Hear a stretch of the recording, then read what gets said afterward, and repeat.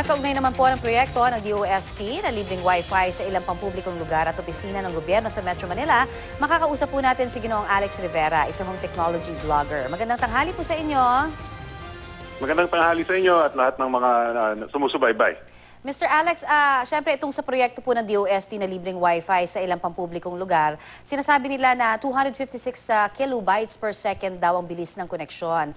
Ito ho ba yung sinasabi natin na speed na enough na? Hindi po gaano kabilis ito. Sa totoo lang po, kung natatandaan nyo po yung dial-up, yung pinakaunang internet noon, mga 4 times the speed lang ng dial-up ito. So talagang medyo hanggang sa email, Facebook, konting-konti lang, mga website na wala masyadong picture, ganun lang yung pwedeng maload dito. So tama na 10 years ago pa, kumbaga itong sinasabi na bilis na ito, no? Pero, Opo. Of course, pag-usapan, mismo ang DOST naman na nagsasabi, no, talagang hindi nito kayang i-accommodate kung napakaraming gagamit. Hanggang 300 nga lang daw na tao at kada tao nasa 50 lamang ang posibleng bilis, no, ng koneksyon. Of course, this is free, no? So we welcome anything free. Pero hindi ho ba ito magiging, sa tingin ninyo, kumbaga risk kaya sa security naman kung nasa pampublikong lugar at marami na ho sa areas? So, dalawa po yung risk dyan, ano? Kasi yan, number one po is open po yung Wi-Fi. So, pag open po yung Wi-Fi, pwede pong nakawin yung ibang tao yung information na pinapadala nyo sa Wi-Fi na yan. Ayun, talaga? Paano ho? Can you educate me on this? Kasi alam nyo, talagang hindi lahat techie eh. Opo, kunwari may parang Wi-Fi sniffer lang po siya. Alam niya po yung pinapadala yung mga information using yung airwaves na yan. Parang antena lang po, mapipick up niya po yung pinapadala niyo kasi wala pong password yan eh. Who in particular can pick up yung mga detalye po ng telepono halimbawa natin? Ano lang po yan eh, marami pong ways. Parang pwede niya pong, since walang password yung mismong service, pwede niyang ipasukin yung service and then makita niya lahat ng gumagamit.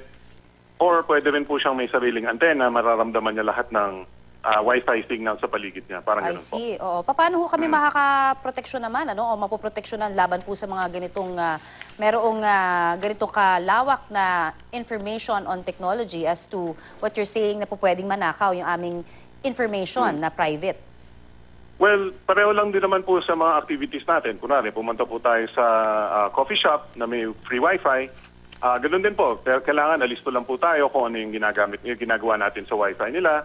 Huwag tayong mag-banking. Huwag tayong mag-internet banking o yung mga sensitibong information tungkol sa ating personal life. Ganun, huwag po natin So, meaning to say, kung sino yung nagbibigay ng libreng information or Wi-Fi, rather, pwedeng yung may control doon ang makakuha ng lahat ng information ng mga gumagamit ng free Wi-Fi. Tama ho ba? Pwede rin po kung may mali siya yung kanyang intensyon dun sa Wi-Fi na pinamimigay niya. Alright, pag-usapan po natin kasi ang sinasabi ng a few months ago, I think I've read it somewhere na sinasabi parang napakakulela tunaw natin in terms of bilis po ng internet service. Parang ano yata tayo eh, sinusundan natin ng Kazakhstan nga ba? Ano nga ba yung isang lugar na yun na medyo hindi talaga mabilis? Siguro top 5, top 10 po siguro tayo. Yun. So, sa pinakamabagal. Sa pinakamabagal. Yun ang mas masakit doon, eh, no? Top 5, top 10 sa pinakamabagal. So, ano ba yung, kasi syempre tayo, pag nag-abroad tayo, talagang ang bilis ka agad, nakakagulat, hindi ba?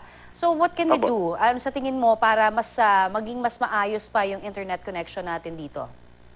Ano lang po, siguro demand lang po talaga sa mga kung sino yung telecommunications partner o kung sino yung nagpapasok niyan. Infrastructure po, kailangan mag-improve po yung infrastructure natin. And talagang kailangan supply and demand lang po. Kung wala pong kung kailangan nag-supply demand tayo ng higher internet, ganoon, better internet, wala pong magagawa yung kung wala nagsusubscribe dun sa mabagal na internet. So kailangan natin itangkilikin yung magagandang internet and para mapilitan yung pangit na internet service gumanda. Alright. Ano ho yung mga practical na tips ninyo? Halimbawa, para doon sa mga gumagamit po ng libreng public Wi-Fi. Practical ano po. Unang-una po, sa tingin ko lang po huwag niyo pong pahalata na gumagamit kayo ng may cellphone po kayo kasi kung magnanakaw lang po, kahit hindi po yung dun sa yung Wi-Fi niyo yung nanakawin, pagpunta lang po siya dito sa Wi-Fi places na to, makikita niya lahat ng may cellphone. Okay. So, medyo mag-ingat lang po tayo. Number 1 po yan. Pero dapat ang gagawa nito, yung talagang techie rin, ano? Yung talagang maalam, kumbaga. Pero ang pangalawa lang ho is may mga web browser po na nada-download na mas matipid sa internet po. Web So, browser. mas mabilis po ang dating. Opo. Ayun. So, magandang mga tips micro yan. browser Oo. po. Mga Mas ganun safe po. ba doon? Halos ganun din po. Halos ganun din. po. Alright, maraming salamat po sa inyo pong ibinigay sa aming oras at information. Ginoong Alex You're Rivera. welcome po. Thank you very much po.